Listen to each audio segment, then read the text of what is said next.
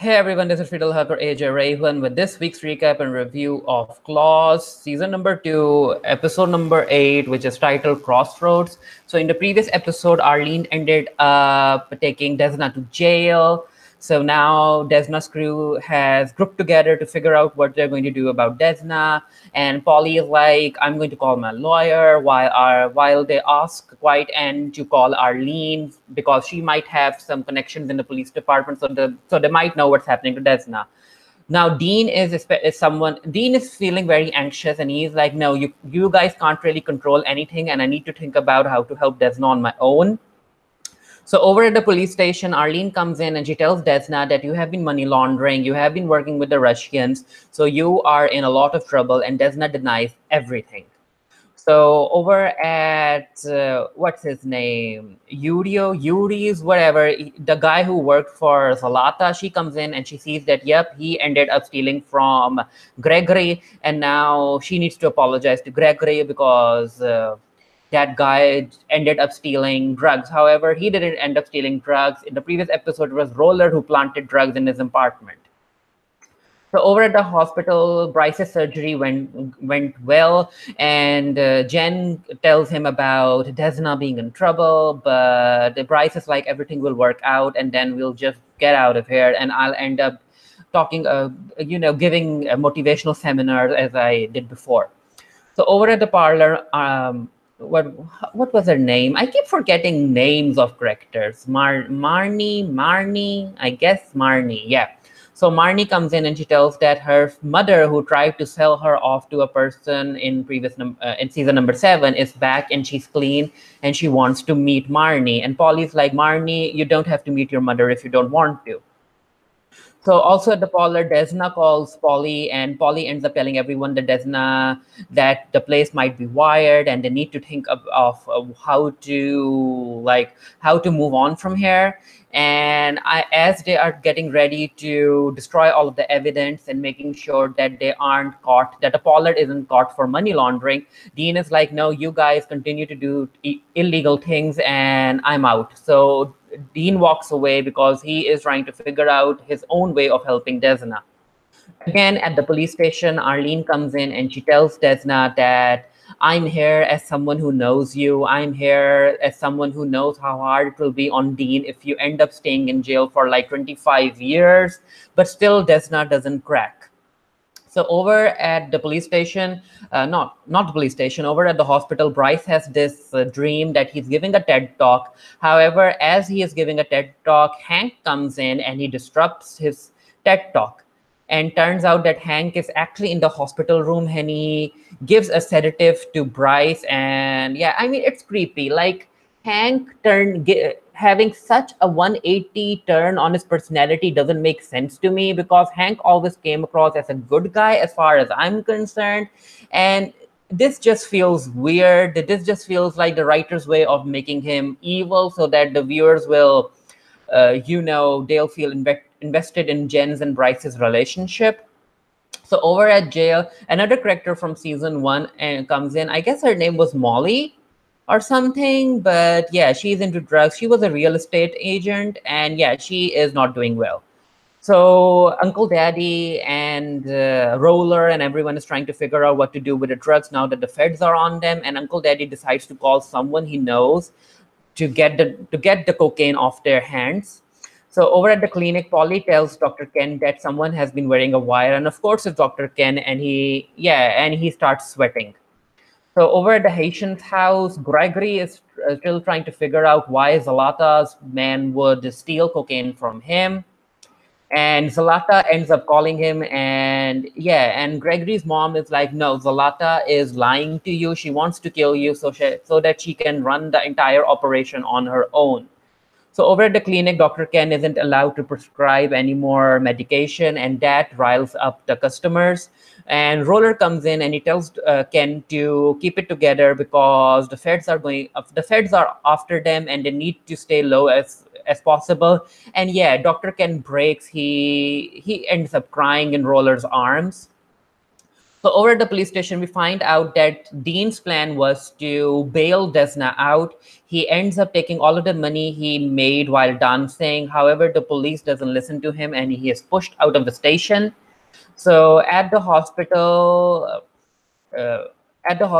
it turns out that Bryce has broke into the house where Jenn and Desna live, and oh no. Wait.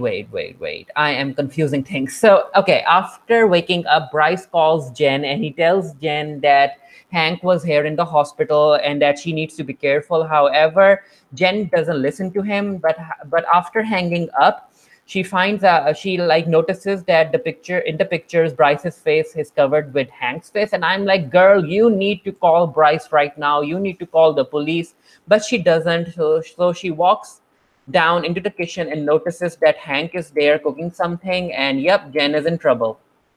Over at Polly's house, no, over at the salon, Dr. Ken comes in to talk to Polly again, but Polly isn't listening to him because Dr. Ken snitched because he loves Polly and he needs Polly to understand that, but he hasn't told her the truth yet.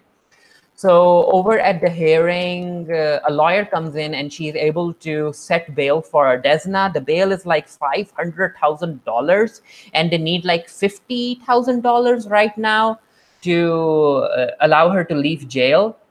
And yeah, it turns out that it was Zlata who was the one who bailed Desna out. Over at Jen's place, Jen tries to fight off Hank, but to no avail. And over at Uncle Daddy's, it turns out that the cousin he called in, or the contact he called in to buy the drugs off of him, it turns out that those people end up going against Uncle Daddy. Like, all of these are Uncle Daddy's cousins. Like, this guy over here is the son of Uncle Daddy's second cousin, and all of these people are related.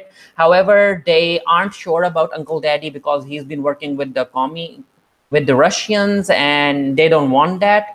But Uncle Daddy is like, no, I'm not working with the Russians, so I need all you all's help too, so that we can get together and take down Zlata. So after bailing Desna out, Zlata tells her the truth about how she has been working with Gregory, but now Gregory is going to turn on her, and she needs Desna's help. She tells all her truth to Desna, and Desna already knew, but she's not going to tell Zlata that. So over at Jen's place, Jen's like, we need to order pizza for the girls when they come after school. And Hank is like, yeah. However, Jen first dials 911, but Hank doesn't allow her to do it. But then she's able to dial Bryce's number, and she tells Bryce in hints that she's in trouble and that Hank is in the house. So Bryce, of course, gets into action. So over at the parlor, Desna comes in and everyone has a reunion. And this is where Desna reveals to Quiet Anne that it was Arlene who has been working against them.